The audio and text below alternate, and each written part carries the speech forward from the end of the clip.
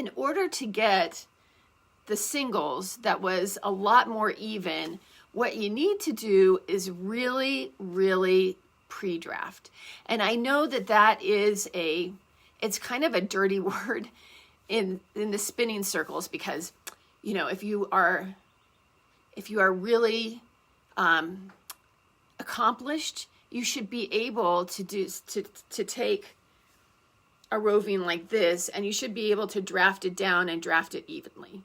But that's not always the case, especially when you're making a singles like this.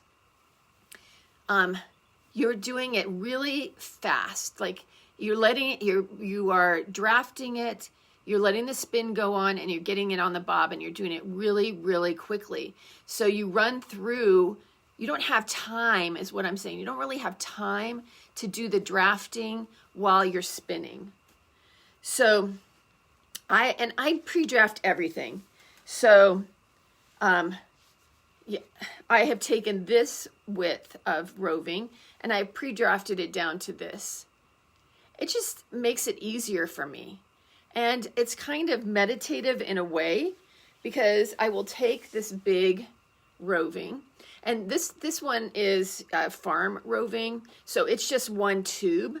But if you have a commercial roving, it's going to be all folded. They fold them over, so you unfold it to make it into one layer, and then I strip it down to make it into two pieces like that. And then I'm going to take one piece, and I'm going to use my hands about the same length as the staple length. And this is a BFL, so the staple length is like 4 to 6 inches. So 4 to 6 inches apart. And I'm just going to gently pull, and I'm just going to move my hands down about an inch at a time, and gently doing this. Sometimes it gets away from you and you might get a really, really thin spot, or you might even break it. It's okay. It's just wool. That can just be 2 pieces instead of 1 piece. So I go all through this down the whole length. And it's just opening it up. This particular roving has some veg matter in it. So it's also dropping out little pieces of hay. So that's nice too, because it's coming out before I'm getting to the spinning wheel. And I'm just doing it all the way to the end, moving an inch or so each time. And so at this point, I have probably doubled the length of my original. But that's still not good enough. So then I go back again, I do it again.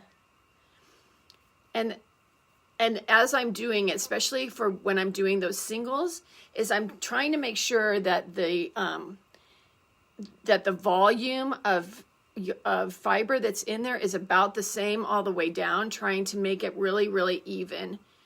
And so it takes time. But it's time that then when you get to the spinning wheel, it's going to be so much more enjoyable. So every time I give a spinning class, and I'm starting to do those again, so if anybody on here is interested in learning how to spin, just send me an email. We can set up a time. So I always have people doing this pre-drafting, especially when you're a beginner. It's so important to get a feel for what the roving is. It's really important if you buy a new kind of roving, or a roving from a new dyer that you haven't used before, to go through and do this so that you get a sense, you know, is this going to draft easily? Is it going to draft better in one direction than the other? Is it going to, or am I going to fight this thing all the way? Sometimes dyers overdo their agitation or their heat, and so the roving comes out a little bit felted, and this is the way that you fix that. If you took a roving that was a little bit felted and tried to just go from one end of it and tried to spin from it, you would just really have an unpleasant experience. And so take the time learn about what this piece, and this piece may be really different from the bottom of the bag. I think this bag is like a 5-pound bag. So also, if you like the looks of this, I'm going to be putting probably 1-pound portions on the website for sale. So now I have this pre-drafted, and then I will just, they call this a bird's nest, but basically I'm just making this into a ball. And then I will be ready to spin it. And that is the tip or trick of the day.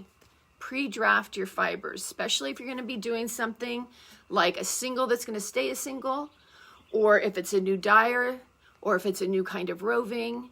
That it will help you understand what you need to do to spin this correctly in the most enjoyable way, right?